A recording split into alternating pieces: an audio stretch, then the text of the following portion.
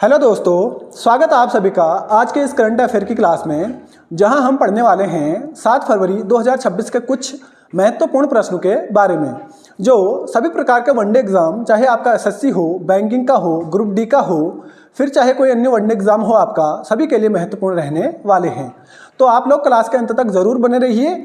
चलिए शुरू करते हैं आज के करंट अफेयर की क्लास।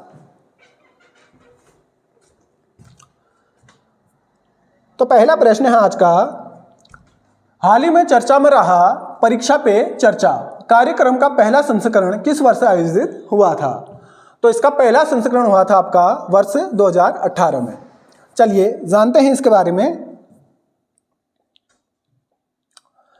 हाल ही में 6 फरवरी 2026 को प्रधानमंत्री नरेंद्र मोदी के कार्यक्रम जिसका नाम है परीक्षा पे चर्चा का आयोजन प्रधानमंत्री आवास 7 लोक कल्याण मार्ग पर किया गया और इसका भी संस्करण था आपका 9वां संस्करण। और वर्ष 2025 में यह कार्यक्रम नई दिल्ली के भारत मंडपम में किया गया था और इसका प्रथम संस्करण हुआ था वर्ष 2018 में, जो कि कहाँ हुआ था? नई दिल्ली के तालकटोरा स्टेडियम में, और तालकटोरा स्टेडियम में। और इसके पहले आयोजन में 2500 बच्चों ने भाग लिया था, जो कि गिनीज वर्ल्ड रिकॉर्ड में क्या है? दर्ज है। और इस कार्यक्रम के तहत पीएम मोदी बच्चों से सीधे संवाद कर परीक्षा के तनाव को कम करने के टिप्स तथा परीक्षा संबंधी अन्य मुद्दों पर क्या करते हैं? बातचीत करते हैं। इतनी जानकारी यहाँ से याद रखिए। बढ़ते हैं अगले प्रश्न की ओर। अगला प्रश्न है, हाल ही में किसे वैश्विक शिक्षक पुरस्कार 2026 से सम्मानित किया गया है? तो यह सम्मान अभी प्रदान किया गया है रूबल नागी जी को, जो कि आप तस्वीर में देख पा रहे हैं। ये हैं रूबल नागी जी। चलिए जानते हैं इनके बारे में।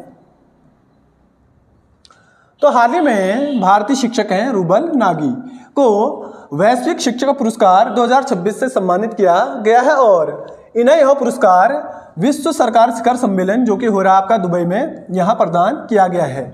और यह प्रदान किया गया है दुबई के क्राउन प्रिंस द्वारा, जिनका नाम है शेख हमदान बिन मोहम्मद बिन राशिद अल मखदूम द्वारा। और रूबल नागी जी का संबंध है जम्मू कश्मीर से और यह पुरस्कार पाने वाले प्रथम भारतीय बने थे आपके रणजीत सिंह डिसाली, जिनको मिला था यह सम्मान वर्ष 2020 में, और इनका संबंध है आपका महाराष्ट्र से। और बात करते हैं ग्लोबल टीचर प्राइज के बारे में। तो यह एक वैश्विक शिक्षक पुरस्कार है जो उन शिक्षकों को दिया जाता है जिनके द्वारा शिक्षा के क्षेत्र में उत्कृष्ट योगदान दिया जाता है। और इसकी शुरुआत हुई थी वर्ष 2015 में और यह प्रदान किया जाता है वर्की फाउंडेशन द्वारा। और इसमें पुरस्कार स्वरूप 10 लाख अमेरिकी डॉलर प्रदान किए जाते हैं। और वर्ष 2025 का पुरस्कार प्रदान किया गया था मंसूर अल मंसूर को, जो कि कहाँ के हैं? सऊदी अरब के। और वर्ष 2026 में यह 10वां वैश्विक शिक्षक पुरस्कार प्रदान किया गया है। ठीक है, चलिए बात करते हैं अब कुछ महत्वपूर्ण पुरस्कार की जो दिए गए थे आपका वर्ष 2025 में। तो इनमें पहला है ग्लोबल ह्यूमैनिटेरियन अवार्ड पाने वाले प्रथम एशियाई बने थे अनंत अंबानी। और इसमें अगला है पेटा इंडिया 2025 का पर्सन ऑफ द ईयर पुरस्कार मिला था रवीना टंडन जी को। और अगला है इसमें प्रथम फीफा शांति पुरस्कार, जो कि दिया गया था अमेरिकी राष्ट्रपति डोनाल्ड ट्रंप को। ठीक है, और अगला है इसमें मौलाना अबुल कलाम आज़ाद पुरस्कार 2025, जो कि दिया गया था शिक्षाविद मोहम्मद लतीफ़ खान जी को। और अगला है इसमें भारत का सर्वोच्च विज्ञान पुरस्कार, जिसे कहा जाता है विज्ञान रत्न, ये मिला था जयंत विष्णु नार्लिकर को, जो कि दिया गया था मरणोपरांत। और अगला है इजराइल के सर्वोच्च नागरिक सम्मान, जिसका नाम है इजराइल शांति पुरस्कार, इससे सम्मानित अभी किया जाएगा डोनाल्ड ट्रंप जी को। और अगला है इसमें संयुक्त राष्ट्र जनसंख्या पुरस्कार 2025, यह दिया गया था वर्षा देशपांडे जी को, जो कि कहाँ की हैं? महाराष्ट्र की हैं। और अगला है इसमें कैंटर आर मिलर अवार्ड, जो कि दिया जाता है IUCN द्वारा, ये मिला था सोनाली घोष को। और यह अवार्ड पाने वाली यह भारत की क्या बनी थी? पहली महिला बनी थी। इतनी जानकारी इस पुरस्कार से याद रखिए। बढ़ते हैं अगले प्रश्न की ओर। अगला प्रश्न है, हाल ही में बुजुर्गों के लिए समर्पित बजट की घोषणा करने वाला देश का पहला राज्य कौन सा बना है? तो यह राज्य भी बना है आपका केरल। चलिए जानते हैं इसके बारे में। तो हाल ही में केरल ने वित्त वर्ष 2026 और 27 के लिए बुजुर्गों हेतु समर्पित बजट पेश किया और ऐसा करने वाला यह देश का पहला राज्य भी बन चुका है। और केरल ने वरिष्ठ नागरिकों के लिए 46,236 करोड़ रुपए आवंटित किए हैं, जो कि राज्य के कुल बजट का कितना प्रतिशत है? 19.07% है। और यह बजट राज्य में बुजुर्गों की बढ़ती आबादी को ध्यान में रखते हुए क्या किया गया है? जारी किया गया है। और बुजुर्गों हेतु अलग से आयोग का गठन करने वाला देश का पहला राज्य बना था केरल, जो कि कब बना था? वर्ष 2025 में।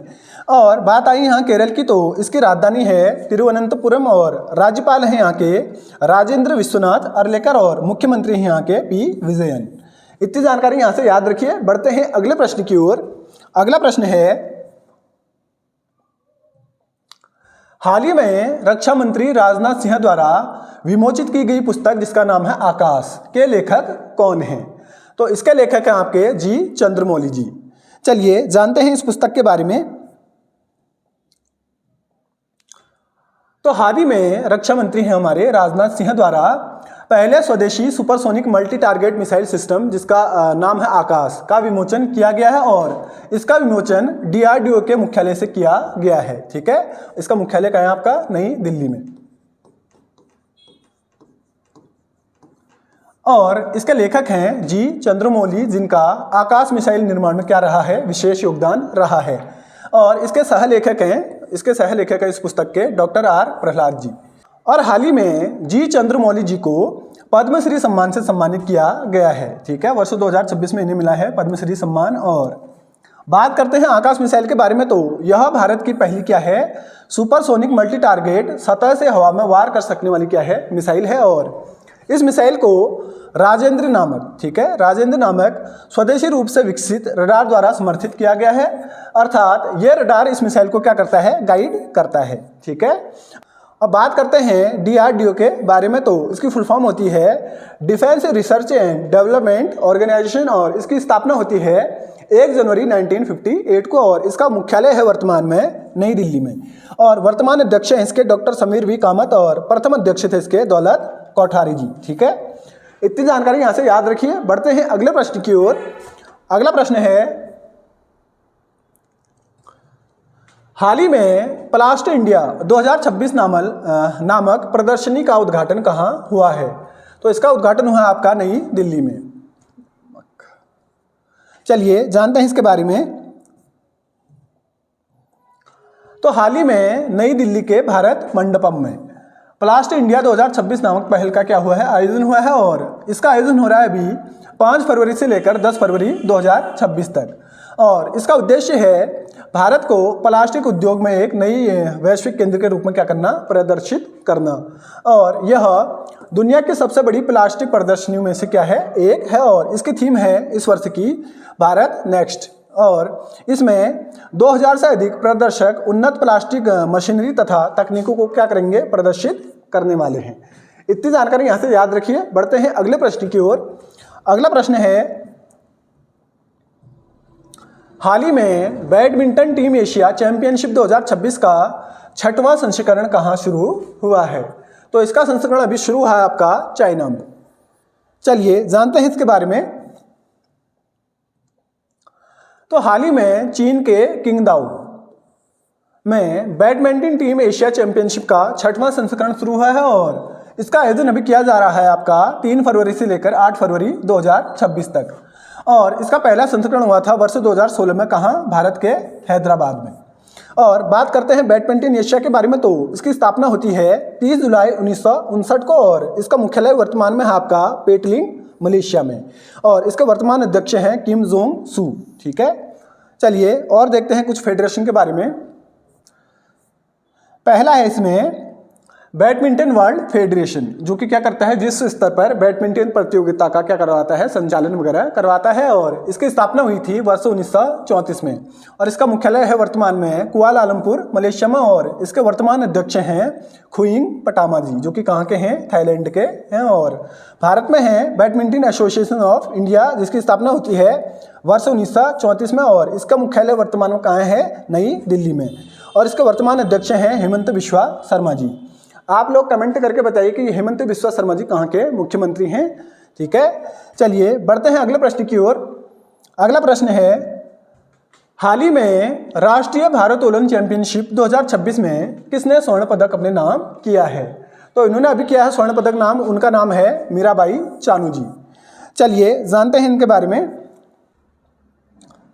तो हाल ही में भारोत्तोलक मीराबाई चानू ने राष्ट्रीय भारोत्तोलन चैंपियनशिप 2026 में 205 किलोग्राम भार उठाकर महिलाओं के 38 केजी भार वर्ग में 3 रिकॉर्ड तोड़कर स्वर्ण पदक जीता है। और इसका आयोजन किया जा रहा है अभी 3 फरवरी से लेकर 14 फरवरी 2026 तक, और इसका स्थल है उत्तर प्रदेश के मोदी नगर में।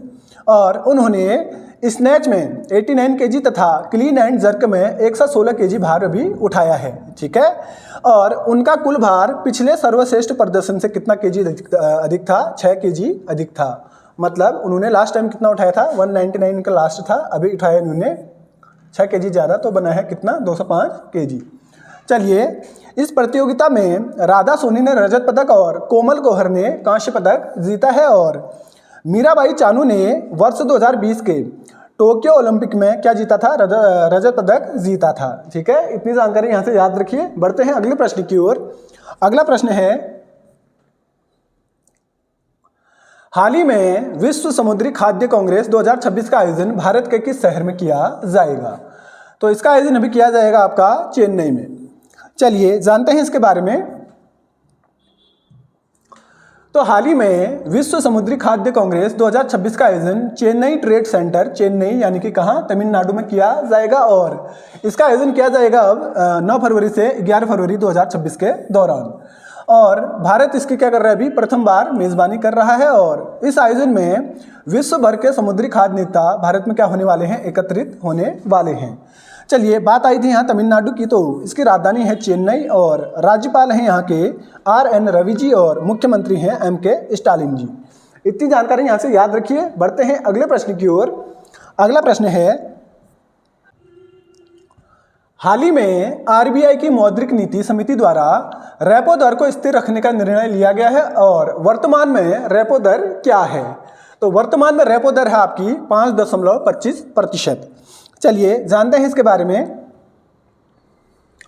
तो हाल ही में RBI की मौद्रिक समिति की 59वीं बैठक का आयोजन 4 से 6 फरवरी 2026 के दौरान किया गया। और इस बैठक में रेपो दर को 5.25% रखने का निर्णय लिया गया है।